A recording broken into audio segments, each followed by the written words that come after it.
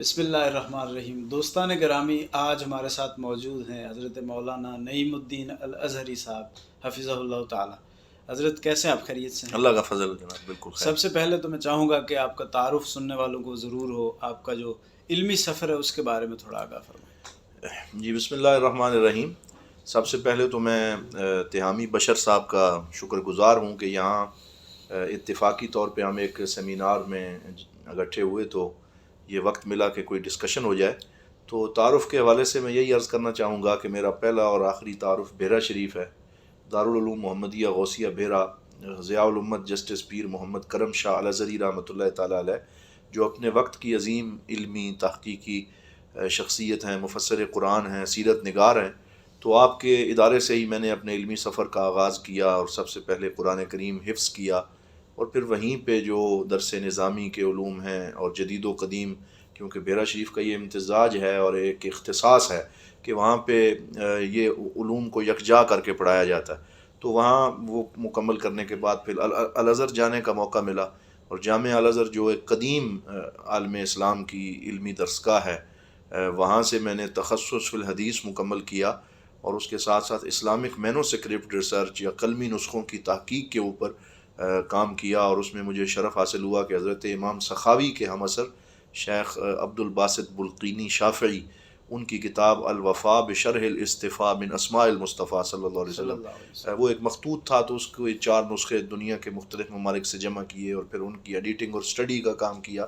جو کویت سے دارالضیاء سے کتابی شکل میں آج سے 4 سال پہلے شائع ہوا، اور اب بھی مختلف عرب ممالک میں وہ اسٹڈی موجود ہے۔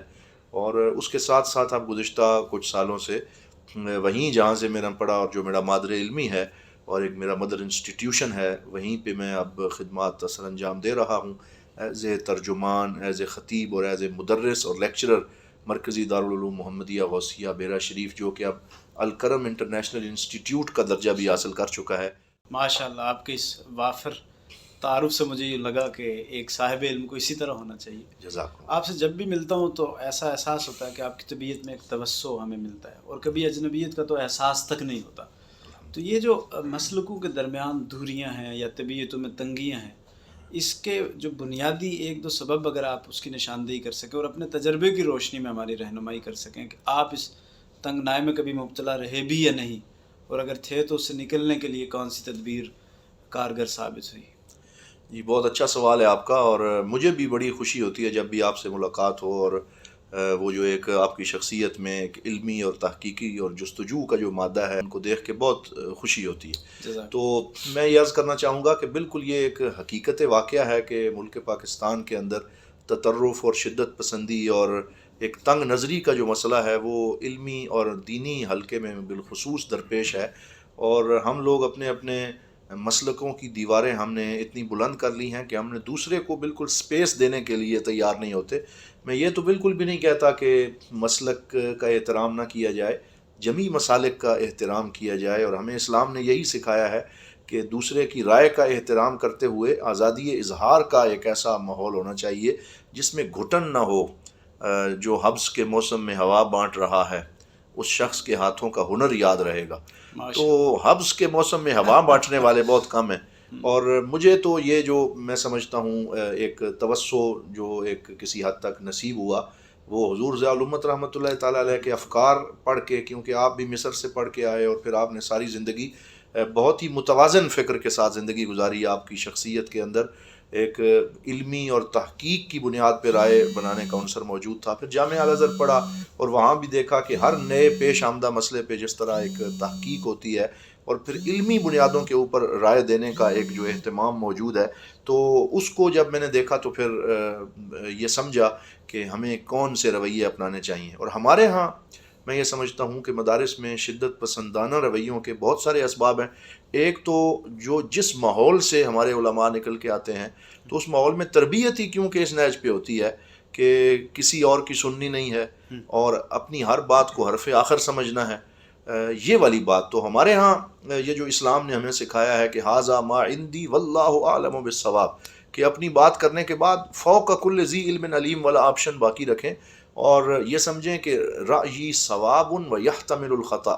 ورأی غیر خطا ویحتمل الصواب، یہ جو احناف کے ہاں ایک تصور موجود ہے کہ ٹھیک ہے آپ جس رائے تک پہنچتے ہیں آپ اس رائے کو حتمی طور پہ پیش کریں، لیکن ساتھ یہ ضرور سمجھیں کہ نہیں اس میں غلطی کا بہرحال کوئی احتمال اگر ہوا، اور اگر مجھے کسی نے قائل کر لیا اور مجھے کوئی اور اس سے بہتر دلیل مل گئی تو انسان کے اندر یہ توسع ضرور ہونا چاہیے۔ اچھا، میرا احساس یہ ہے کہ بہت ساری چیزوں میں ضروری نہیں کہ ہم وہاں پہ کسی ایک موقف کو غلط ثابت کرنا ہی ضروری ہو۔ مثال کے طور پہ اونچی آواز سے آمین کہنا یا آہستہ کہنا، ان میں سے غلط شاید کوئی بھی نہیں ہے، جی دونوں باتیں اپنے اپنے دائرے میں درست ہیں۔ جی تو اس کو تنوع پہ اور اگر توسع پہ معمول کیا جائے، آپ اس کو کس نظر سے دیکھتے ہیں؟ یہ بہت اہم سوال ہے، اور میں خود ذاتی طور پہ یہ سمجھتا ہوں کہ حضور نبی رحمت صلی اللہ علیہ وسلم نے یہ جو فرمایا صلو کما رأیتمونی اصلی، کہ ویسے نماز پڑھو جیسے تم نے مجھے نماز پڑھتے ہوئے دیکھا ہے، یہ نہیں فرمایا کہ ایک خاص وہ چیز کو اسپیسیفک کر دیا ہو۔ تو اس میں سمجھتا ہوں حضور صلی اللہ علیہ وسلم نے خود ہمیں اس اختلاف کی ایک گنجائش فراہم کی ہے کہ جس کے نزدیک جو روایت پایا ثبوت تک پہنچتی ہے وہ اس کے اہتمام کے ساتھ اپنی نماز ادا کرے، یا اس طرح کے جو فروعی اختلافات ہیں اس کے اوپر میں نہیں سمجھتا کہ ہمیں کوئی ایسی باؤنڈریز بنا دینی چاہیے کہ دوسرا جو ہے بالکل اسے کافر ہی قرار دے دیا جائے، بالکل ہی ہم در پہ تغلیظ ہی رہیں ہر وقت۔ جی بالکل، تو اس سے شدت پیدا ہوتی ہے، اور بالکل یہ گنجائش شروع سے موجود ہے۔ آپ دیکھیں ہمارے روایت کے اندر یہ بات موجود ہے کہ حضرت امام شافعی جب امام اعظم ابو حنیفہ کے مزار پہ حاضر ہوتے ہیں تو وہاں وہ رفع یدین کو ترک کر دیتے ہیں احتراماً للشیخ۔ تو یہ والی سوچ اگر آج بھی پیدا ہو جائے تو کتنی عمدگی کے ساتھ ہم سارے مسائل کو لے کے آگے بڑھ سکتے ہیں۔ یہی سمجھ میں آتا ہے کہ وہ ایک درست بات کو چھوڑ کر دوسری درست کی طرف چلے گئے۔ جی اگر وہ اس کو بالکل ہی غلط سمجھتے تو وہ احتراماً بھی نہ کر سکتے۔ اچھا، یہ چند دن پہلے بلکہ ابھی بھی وہ جو خواتین کے ایام وہ گزر رہے ہیں تو یوم الخواتین بڑے زور و شور سے منایا جاتا ہے۔ جی تو اب اس پہ بھی وہ لیدے ہوتی ہے، ایک طبقہ اٹھ جاتا ہے کہ ہم نے جی یوم الخواتین منانا ہے، جی عورت مارچ کرنا ہے، دوسرا اس کے رد کے در پہ ہوتا ہے۔ جی تو اس سے ہمیں جو سماج میں حقیقی مسائل درپیش ہماری خواتین کو، وہ ہماری نظر سے اوجھل ہو جاتے ہیں۔ تو آپ خالصتاً ہمارے اپنے سماجی سیاق میں رہتے ہوئے اسلام کی تعلیمات کی روشنی میں کچھ چیزیں اس کی طرف ہماری توجہ اگر اس میں بھی یہ اسی کو اس کی تائید میں یہ عرض کرنا چاہوں گا کہ خواتین کے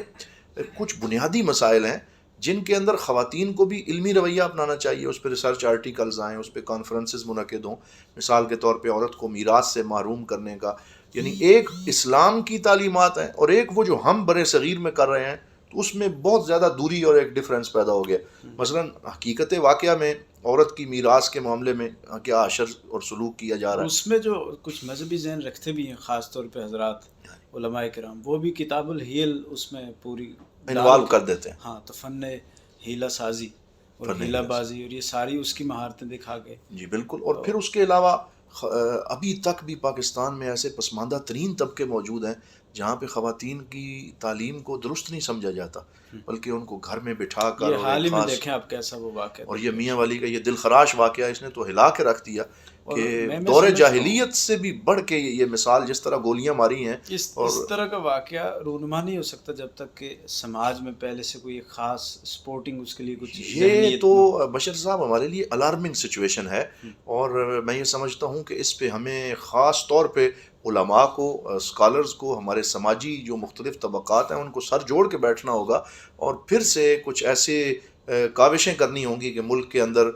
یہ جو مسئلہ ہے اس کو حل کرنے میں کوئی کردار ادا کیا جائے۔ تو یہ آپ سندھ میں دیکھ لیں، بلوچستان کے اندر اور دیگر بیک ورڈ جو کچھ ہمارے ایریاز ہیں ان کے اندر یہ کاروکاری کی جو رسم ہے، اس کے علاوہ خواتین کی شادی کے معاملے میں بہت سی بے ضابطگیاں پائی جاتی ہیں اور جبراً کچھ شادیاں ہو رہی ہیں۔ تو میں یہ سمجھتا ہوں کہ ان سارے چیزوں کو علمی انداز میں ان کو ایڈریس کرنا چاہیے جو حقیقی مسائل۔ لاسٹ کوسچن کی طرف ہم بڑھتے ہیں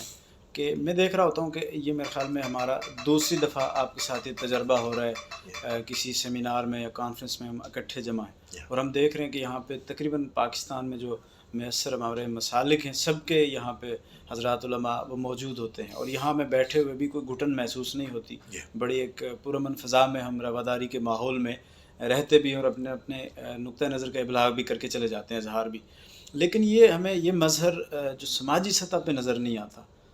اور ایک ہوٹلز کے اندر اور بڑی بڑی کانفرنس ہالز کے اندر اور سرکاری فورمز کے اندر وہاں پہ ایک ہی صف میں کھڑے ہو جاتے ہیں محمود و ایاز،